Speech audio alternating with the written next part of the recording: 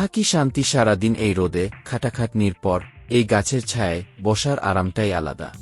ঠিক বলেছ কামাল ভাই, মনে হয় দুনিয়ার সব শান্তি এই গাছটার নিচে জমা হয়েছে। এই গাছটা না থাকলে যে আমাদের কি হতো। শান্তিতে আছি, কিন্তু এই গাছের আম দিয়ে যে অশান্তিটা হয় সেটাও তো ভুলে গেলে চলবে না। জামাল, তুই তো সব সময় ঝগড়া করার জন্য তৈরি থাকিস। আরে বাবা, একই গাছের ফল দুই গ্রামের মানুষ ভাগ করে খেলে কি হয়, কথা কাটাকাটি হবেই।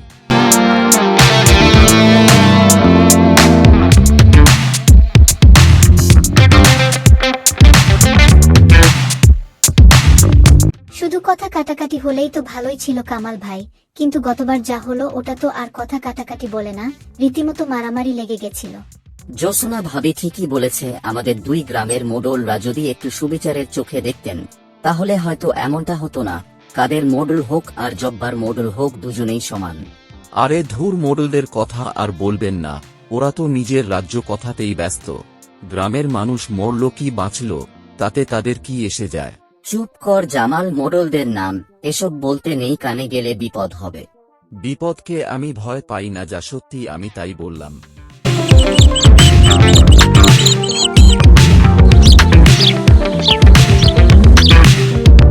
দেখেছ জব্বার গ্রামের মানুষগুলো কিরকম গাছের নিচে গল্প করছে, কোনো কাজ কাম নেই যেন। দেখলাম, কিন্তু আমার মাথায় অন্য চিন্তা করছে কাদের ভাই। কিসের চিন্তা? ওই আম গাছের চিন্তা। আর কিছুদিন পরেই তো আম পাড়া হবে, এবারেও যে একটা তুলকালাম কাণ্ড হবে তা আমি আগে থেকেই বলে দিতে পারি। এই গাছটা যতদিন আছে এই ঝগড়া চলতেই থাকবে, মানুষদের কোনোভাবেই শায়েস্তা করা যায় না। এটার একটা সমাধান করা দরকার। প্রতি বছর ঝামেলা আর ভালো লাগে না। সমাধান তো একটাই, কিন্তু সেটা তো আর মুখে বলা যায় না। থাক, সে কথা পরে হবে, এখন চলো হাটের দিকে যাই।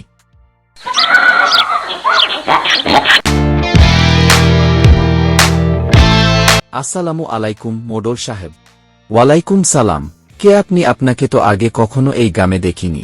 আমার নাম সফিক, আমি শহর থেকে এসেছি ব্যবসার কাজে। এদিকে আসেন, আপনার নাম ডাক অনেক শুনেছি, তাই ভাবলাম দেখা করে যায়। ও আচ্ছা আচ্ছা, এখানে ঘরে বসুন। বড় সাহেব, আপনি এই গ্রামের মাতা, আপনার কাছে তো আসব।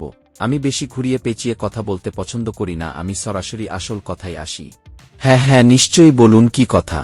আপনাদের দুই গ্রামের মাঝে যে বিশাল আম গাছটা আছে ওটা আমার খুব পছন্দ হয়েছে। আমি একজন কাঠের ব্যবসায়ী।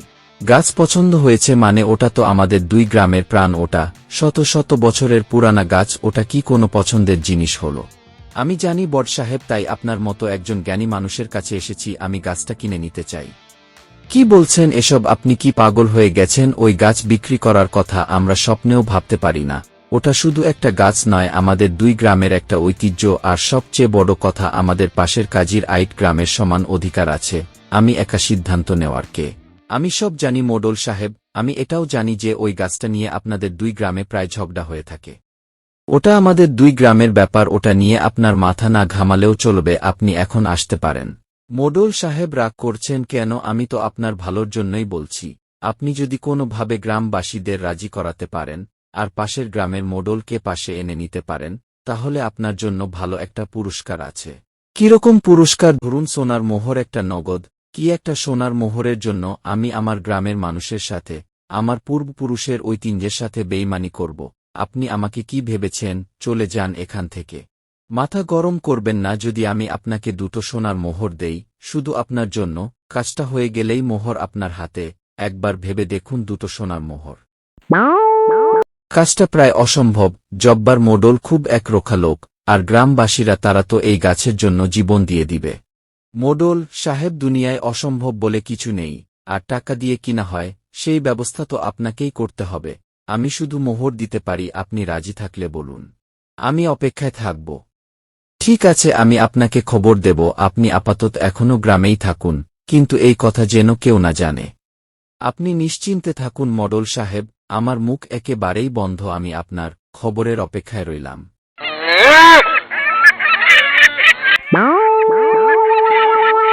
এবার কিন্তু আমের ভাগাভাগিটা ঠিক মতো হতে হবে। কাজীর আটির ভাগ আগে দেওয়া হবে। কেন ভাই, কাজীর আটির ভাগটা আগে দেওয়া হবে কেন? এই গাছটা কি তোমাদের একার? প্রতিবার ভালো ভালো আমগুলো তোমরা নিয়ে যাও, এবার শঙ্কর গাছির ভাগ আগে হবে। একদম ঠিক কথা, এবার একটা আমও এদিক ওদিক হতে দেব না। কি আমাদের গ্রামে দাঁড়িয়ে আমাদেরকে চোখ রাঙাচিস? তোর কত বড় সাহস!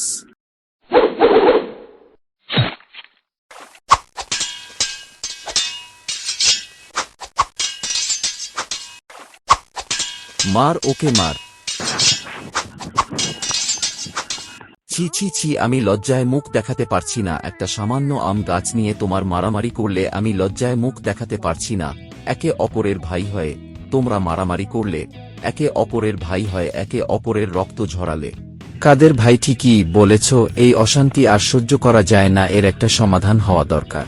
মোডল সাহেব, একটা সমাধান হওয়া তো দরকার, কিন্তু গোড়া কেটে আগায় পানি দিলে তো হবে না।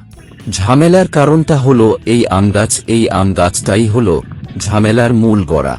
এই বলে বিচারটা শেষ হলো কোনো সমাধান ছাড়া। বিচার শেষ হবার পর কাদের মোড়ল জব্বার মোড়লকে হাতের ইশারায় ডেকেলে। কি ব্যাপার কাদের ভাই, এই সন্ধেবেলা এখানে ডেকে নিয়ে এলে যে? তোমার সাথে একটা কথা ছিল জব্বার ভাই, কথাটা খুব গোপন। তোমার সাথে একটি গাছ কিনতে চাই, আর তুমি তার সাথে কথা বলেছ। তোমার মাথা খারাপ হয়ে গেছে নাকি? গ্রামবাসীরা জানলে আমাদের চামড়া তুলে নেবে। আগে আমার কথাটা তো শোনো, লোকটা গাছের জন্য অনেক মোহর দেবে, এত মোহর যে তুমি আমি স্বপ্নেও ভাবিনে। মোহর নিয়ে কি হবে? গ্রামের মানুষের কাছে মুখ দেখাবো কি করে? আমি এই পাপের মধ্যে নেই। আরে ভাই, পাপ হবে কেন? আমরা তো গ্রামের মানুষের জন্য এই কাজটা করব। তুমি আমি সবাইকে গিয়ে যদি বোঝাই এই গাছটাই সব অশান্তির মূল, তাহলে তারা মানবে কি? আরে লোকটা আমাকে একা দুটো সোনার মোহর দিতে চেয়েছে। আমি ভাবলাম তুমি তো আমার ভাইয়েরই মতো, আমরা যদি দুজন মিলে কাজটা করি তাহলে সোনার মোহরটা দুজন মিলে ভাগ করে নেব। একটা মোহর তোমার, একটা মোহর আমার। মোহরের কথা শুনে জব্বারের চোখ কপালে উঠে যায়। একটা সোনার মোহর দেবে? হে ভাই, একবার ভেবে দেখুন, এই মোহর দিয়ে তুমি কি না করতে পারবে? আর গ্রামবাসীদের বোঝানোর দায়িত্ব আমাদের দুজনের। আমরা বলবো এই গাছ কেটে ফেললে দুই গ্রামের মধ্যে আর কোনোদিন ঝগড়া হবে না, শান্তি ফিরে আসবে। শান্তির কথা শুনলে ওরা রাজি হয়ে যাবে। ঠিক আছে, আমি তোমার সাথে আছি, কিন্তু কাজটা খুব সাবধানে করতে হবে। সে চিন্তা আমার উপর ছেড়ে দাও। আমার প্রিয় কাজীর আটির ভাই ও বোনেরা, আজ আমি আপনাদের সামনে কোনো বিচার করতে আসেনি, এসেছি একটা সমাধান নিয়ে। কি সমাধান মোডল সাহেব? আপনারা সবাই জানেন এই আমগাছটা নিয়ে আমাদের দুই গ্রামের বছরের পর বছর বিবাদ, ঝগড়া আর মারামারি লেগেই আছে। আমাদের মধ্যে কোনো শান্তি নেই, আমরা একে অপরের শত্রু হয়ে গেছি। জব্বার ভাই একদম সত্যি কথা বলেছেন। আমরা দুই গ্রামের মোডল মিলে অনেকবার ভেবেছি আমরা আর এই অশান্তি চাই না। আমরা চাই আমাদের সন্তানের একে অপরের বন্ধু হয়ে বড় হয়, শত্রু হয়ে নয়। কিন্তু এর উপায় কি মোডল সাহেব? উপায় একটাই, যে জিনিসটা নিয়ে আমাদের ঝগড়া সৃষ্টি তৈরি করেছে তাকেই সরিয়ে ফেলতে হবে। এই বিভাগের উৎস কি? এই গাছ। এই গাছটা যদি না থাকে তাহলে কোনো ঝগড়া থাকবে না। এই নিয়ে আমজন্যতার মধ্যে কানা ঘুষো শুধু হয়েছে। এই আপনি কি বলছেন মোডল সাহেব? গাছটা কেটে ফেলছেন? এই গাছ তো আমাদের মায়ের মতো। কত স্মৃতি আমাদের এই গাছটি ঘিরে। মোডল, তোমরা দুজন কি পাগল হয়ে গেছো? যে গাছ আমাদের ছায়া দেয়, আমাদের ফল দেয়, বাকিদের আশ্রয় দেয়, তাকে তোমরা কেটে ফেলার কথা ভাবছো? লোক কি তোমাদের এতই অন্ধ করে দিয়েছে? এত সর্বনাশ।